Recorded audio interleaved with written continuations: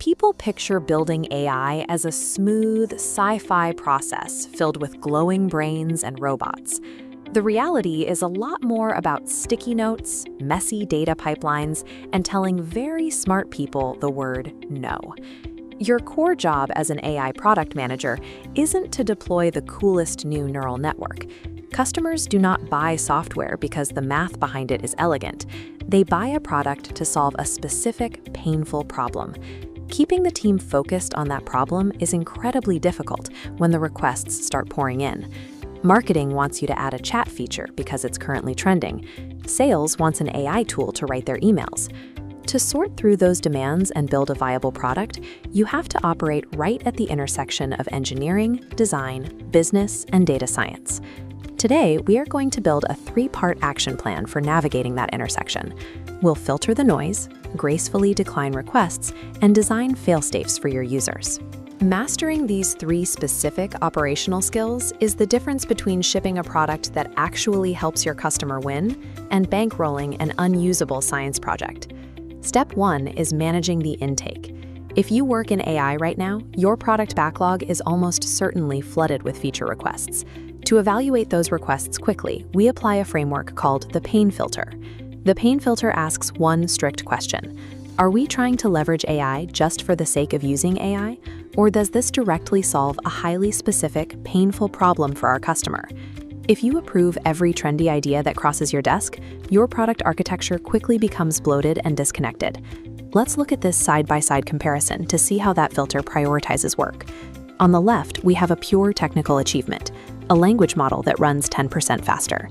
On the right, an AI with 5% less hallucination saves the user 10 minutes. Isolating this error reduction metric reveals a direct connection to user retention. Customers are far more annoyed by wrong answers than impressed by faster ones. Ruthlessly applying the pain filter protects your engineering team's finite bandwidth, ensuring that every development hour is focused on the friction points that prevent users from getting value. Step 2 is where the reality of the job hits. Once you apply that filter, you have to tell powerful internal stakeholders that you are rejecting their ideas. Product managers are the mini CEOs of the product, but we do not manage people. That means your entire operational leverage relies on soft influence and established trust. Take a look at this direct message. A sales lead wants to add generative AI to a standard settings menu because competitors have done it. The most common mistake product managers make here is blaming a lack of engineering capacity. That creates resentment and invites the stakeholder to start negotiating your timelines. Instead, use a structured communication template to deliver a graceful no. Validate their concept, state your core metric, explain what it serves, and defer to the future. Using this exact phrasing protects your strategic vision. It also shows the stakeholder that you are leading with a plan, which reinforces their trust in your authority. Step 3 moves us out of planning and into execution, where we have to confront a difficult reality. Every AI model will eventually make a mistake. We can see why by comparing these 2 architectures. The top flow represents traditional software. You put an input in, you get a single guaranteed output. The bottom flow represents probabilistic AI. Your input branches into a statistical distribution of highly educated guesses. Look closely at those outermost branches. Because these edge case errors are guaranteed, we must design our experience to handle the failure gracefully. Here's what that looks like on the front end. In this chat interface wireframe, we embed thumbs down and regenerate response buttons directly into the generated text block. The immediate psychological benefit is straightforward. Giving control back to the user mitigates the frustration of receiving an incorrect output. But the back-end benefit is even more valuable. When users log those corrections, they generate the exact training data your machine learning researchers need to fix the model's bias.